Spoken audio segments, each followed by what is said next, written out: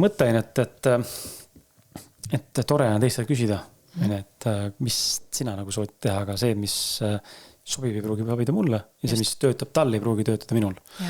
Ja teinekord on need nagu nii äärmuslikud kogemused selles mõttes, et ja võivad olla ka inimesed, kes on samas valdkonnas, siis lihtsalt ei tööta ühed reeglid ühe juures ja teisel ei tööta teised reeglid. Mul on kujuta ette, kui palju mulle on, ma arvan, viimaste aastatega hakanud tekkima rohkem inimesi, kes tahavad tulla hullult õpetama.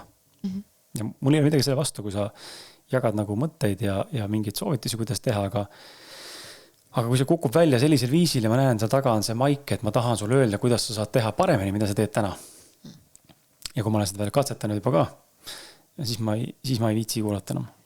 Ja ma olen see mõttes ikkagi selle etalon või kiiksuga, et me ise inimestena teame üldiselt kõige paremini, mis meil nagu töötab ja kes me oleme, sest see on ikkagi läbi enda nagu loomiseni. Küll on mulle öeldud, et ropendajana tee lühemaid saateid.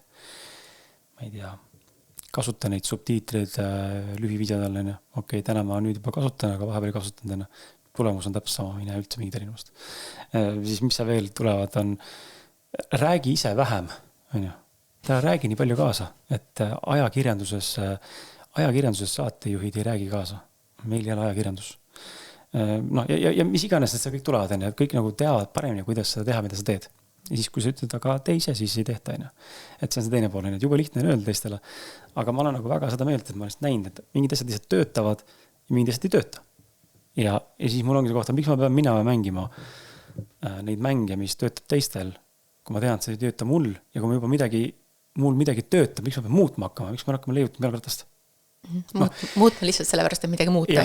Või et äkki läheb 10% paremaks, aga kas see 10% õigustab ennast ära, nagu et mu töö effort läheb võib-olla suuremaks, energiakulut või tööaeg läheb suuremaks ja kas see tulemus on seda väärt, et ma lõpuni nagu ei ole nagu nõus, nagu sina ütlesid ka sama asja, et ei saa alati joosta selle järgi, mida teine soovitab, nii peab kuulda võtta ja proovida, aga inimene võiks ikka suuta leida ka seda, mis temal tegelikult on nagu loomomane ja milles seda ise usub on ja teinekord on täiesti sellised asjad, mis sa mõtled, et see elus ei tööta, aga need sul töötab. Ja ei tea, miks, lihtsalt töötab.